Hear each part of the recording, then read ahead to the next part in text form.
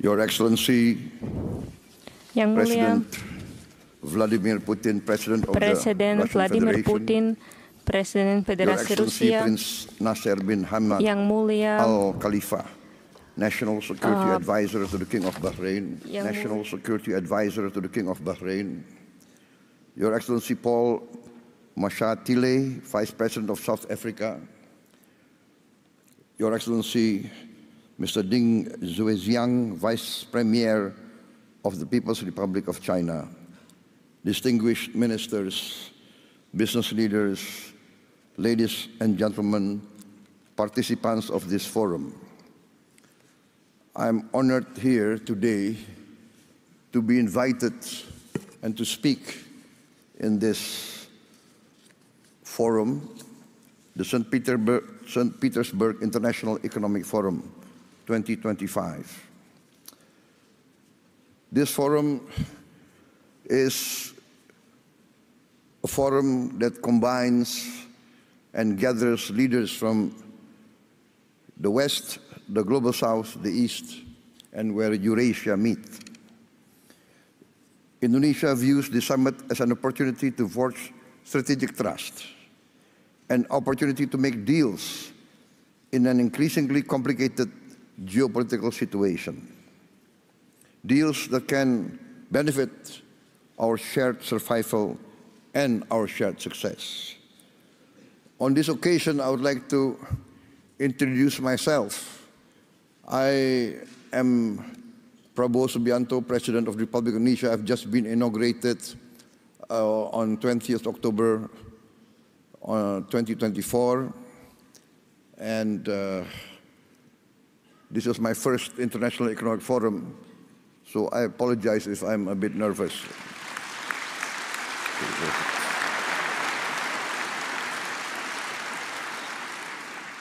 Indonesia is the fourth largest country by population. Every year, there are 5 million new Indonesians arriving in this world. Every year, 5 million. That means every year, a group of people the size of Singapore. So in 10 years, there will be 10 Singapores in Southeast Asia, the size. I give this as an illustration of the size of Indonesia. This gives us great opportunity, but also gives us great challenge. Any leader of Indonesia must think how to feed 5 million more mouths every year, 5 million new school places, etc., etc. The hospitals, and more important and most important is the food.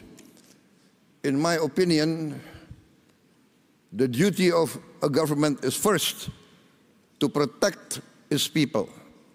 And to protect its people means to protect its people from hunger and from poverty and from the suffering of a challenging environment. Therefore, when I took over the government of Indonesia, my main priority was, first, to achieve self-sufficiency in food. Number two, self-sufficiency in energy. Number three, to improve the education level of Indonesians to be able to compete in the challenging era of the 21st century.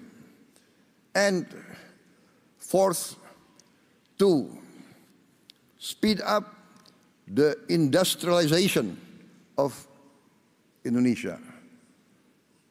Indonesia has been fortunate in being given by the Almighty Lord vast economic resources. Vast economic resources. But these vast economic resources, if not wisely managed, actually can be a curse to our people.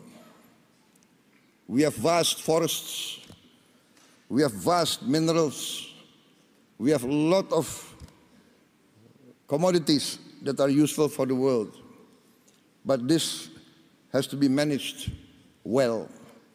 And therefore, in my opinion, every country needs its own economic policy and its own economic philosophy. One of the big mistakes of many countries in Southeast Asia is that we tend to always follow the biggest and the most powerful power in the world. In the last 30 years, we see the dominance of the neoliberal capitalist classical free market philosophy, which basically tends to be laissez-faire. And the Indonesian elite followed this philosophy. And therefore, in my opinion, we have not managed to create a level playing field for all our people. There is vast growth. We have grown 5% continuously, especially the last 7 years. Yes, 35% in 7 years. But we have not managed to have this so-called trickle-down effect. The wealth remains at the top less than 1%. And this is not a formula for success, in my opinion. Therefore, my position is this, that each country must follow its own economic philosophy. The economic philosophy that is in tune and that can be accepted by each country's culture and each country's background. Therefore, I have chosen the path of compromise, the path of the best of socialism and the best of capitalism. Pure socialism, we have seen, does not work. It's utopia.